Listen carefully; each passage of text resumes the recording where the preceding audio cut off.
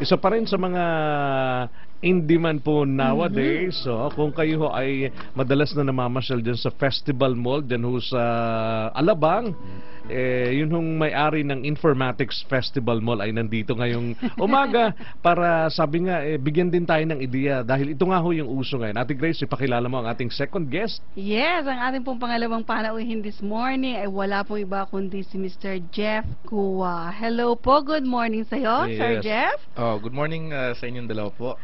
Thank you for inviting me over, no? Para okay. ma-share. Parang I admire you, Jeff, at your young age. Parang, 'di ba? Parang parang engaged ka na, ganito ka na kaseryoso sa buhay, 'di ba? Kasi 'di ba yung iba parang at 30 hindi pa maka-decide ano bang gusto nila.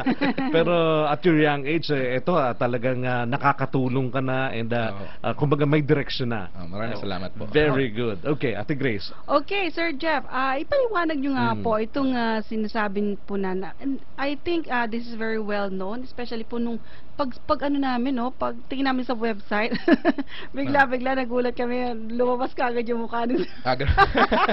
Bigla nakita namin itong IT-Preneurship Academy. Ay ko, bagong pangalan ba to ng school? Ano po Anyway, ba Sir ito? Jeff, what is this IT-Preneurship Academy? Okay, ang ginagawa kasi ng IT-Preneurship Academy, pinagsama ko ho yung discipline ng IT at ng entrepreneurship, no? Okay. Kasi ang kurso ko ho nung college is entrepreneurship, no? Tapos nagkataon napunta naman ako sa field ng IT. Ngayon kasi kinumbahin ko. Ang galing. Very challenging kasi ngayon ng ang business environment, Yes, that's right. Yung nagbago na kasi siya, ngayon gumagamit na tayo ng mga portals like Facebook, no? Twitter. So, how do we maximize yung mga ganitong portal para magamit natin sa negosyo? Ang ultimate goal ko kasi dito is to help the micro and the small enterprises, no? Kasi itong mga micro and small enterprises, medyo financially medyo paano ba sasabihin to? Medyo limited, ano? Ang finances, lalo na pag sa paggastos sa marketing. So kailangan nilang matuto kung paano gamitin yung internet, no, social media to increase their sales. Wow. So, tama nga doon sa opinion natin para sa gustong magnegosyo ng mga OFWs po natin. Tama, no? Kasi yun yung foundation talaga ngayon, no? Lalo na marketing, no? Yes. Tapos ang ginagawa namin, meron po kaming physical seminar. Okay. Dito po sa may nagre-rent po kami dun sa Informatics Festival Mall sa 4th level, no? Isang room doon. Tapos ngayon, hanggang end of December, meron kaming pinamimigay na free webinars. Webinars? Yes. Mukhang bagong salita yun. Yes, okay. Yung webinars, no, just to explain, ito yung seminar na ginagawa online. Online seminar. Yun. Okay, webinar. Webinars po. Okay. Tawag dyan. So ngayon, meron kaming pinamimigay na free trial. Pwede ko bang imbitahan, Yeah, no? sure. Yung sa lahat ng OFWs na nakikinig at nanonood. Nanonood and sa lahat na nakikinig dito, I'm inviting everyone to join our free webinars para makakuha kayo ng libreng access pass. Mag-email lang po kayo sa itpreneurshipacademy@gmail.com. So ulitin ko lang po, no, spell ko. One word lang po ito, itpreneurshipacademy@gmail.com. So dire-diretso ho yun. Yes. itpreneuracademy@gmail.com. itpreneurshipacademy@gmail.com. So mag-i-email lang sila sa akin, papadalan ko sila ng free access pass, no? Yung meron po kami sa November 15, 10 a.m. Philippine time. Mark your calendar, November 15, dyan sa Festival Mall sa 4th level. Webinar po ito. Webinar. Oo. So online, Online pala ito. Online. Okay. Online, no? So I'll just send me an email para mapadalan ko kayo ng free pass. Wow. So, sir, ngayon nga, di ba, nabasa ko nga doon sa blog mo napakaraming ang product, especially ngayon magpapasko. Gawa tayo ng gawa, produce tayo ng produce, but we don't know the right market. Yes, totoo yun, ano.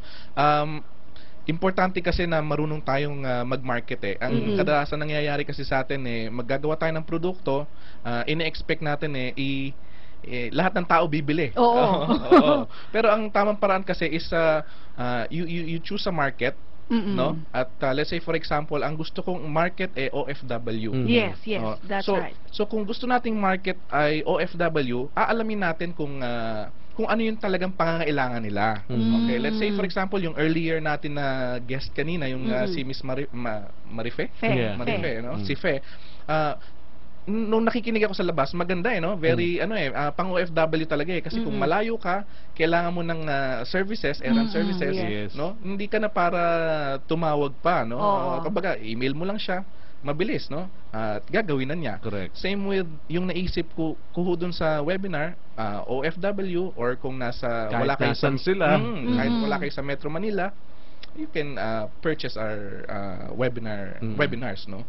So yung sa Pasko, maganda lalo na exciting, ano? So kung magta-target tayo, isipin natin ano bang pwedeng mabenta ngayong Pasko. And kung gusto natin long term, wag lang yung pang Paskong design ang ating gagawin. At marami ng nakinabang dito sa online marketing na ito dahil ang dami kong napapanood na parang at first hindi nila alam na sino ba, tama yung sabi mo, identify your market. Correct, and madali na yung susunod. Madali na yung susunod. Oo. Kasi alam mo kagandahan dito sa social media, no?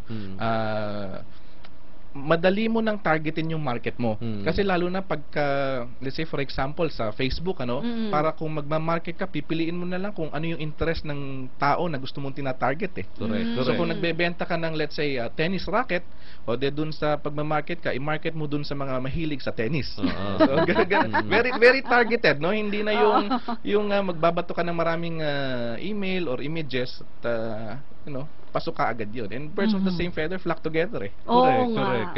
Kaya hindi mahirap. At ang maganda dito, kumbaga, the discipline at kasi kailangan din yun dito correct. sa Very pero ang isang pakakatandaan lang natin, when we get into the social media,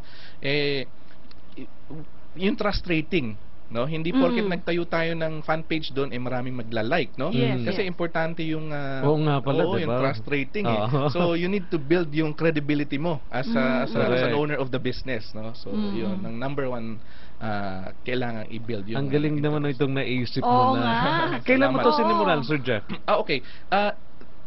Bago lang ito, no? Bago lang. Bago lang itong this year lang siya na formalize, pero Okay. ever since iniisip ko na siyang pagsamahin yung IT at saka entrepreneurship Wow. Pero this year lang nagkataon na may pagkakataon na ma-build ko siya. So, yun. So, webinar, November Webinar. 15. November 15, webinar siya. Kung gusto nyo maimbitahan ng libre, just send an email to itpreneurshipacademy@gmail.com.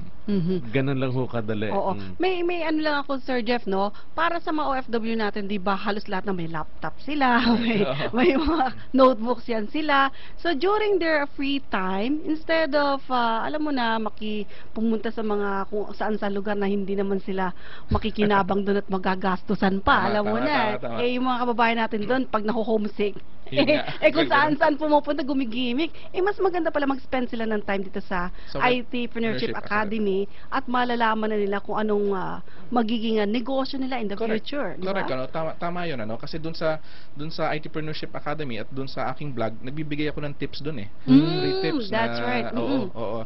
Na yung blog ko naman is Entrep Blog ang pangalan. So nandun may mga tips doon paano mo i-market, ano yung paano magsimula ng negosyo na hindi malaki ang kapital.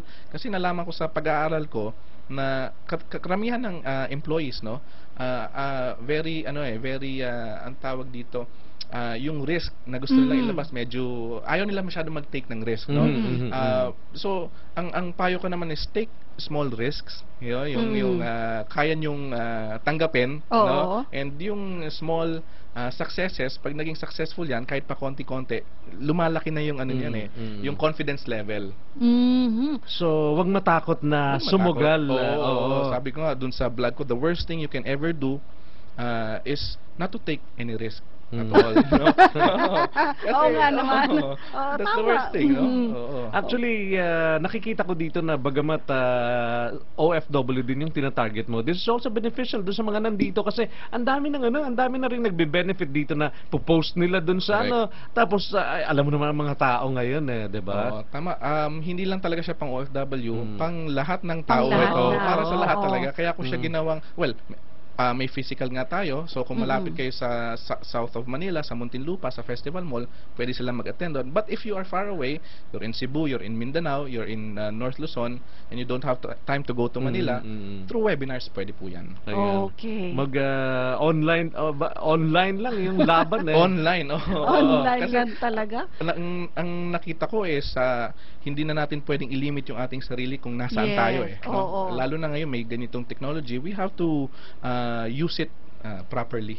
Mhm. So, dun ho sa lahat ng mga interesado po dito ho sa aming pinag-uusapan na ito with Sir Jeff, nako, you are all welcome to be part of this dahil ito ho ang isa sa mga makakatulong kasi importante yung marketing, 'di ba? Correct. Doon yung iba kulang hindi Correct. nila alam kung ano ba yung marketing. Ito nang ho ang isa sa mga makakatulong Oo. sa inyong marketing. Oo. Mm. So, ayun po. Okay. So, ano po, pwede niyo pong i-announce ulit yung mga Okay. contacts and at the same Sige. time itong schedule po ng webinars. Schedule. Okay. Yung schedule ng webinar natin, yung free webinar will be this November 15, 10 a.m. Mhm. Dun sa gustong makakuha ng free pass, mag-email lang po kayo sa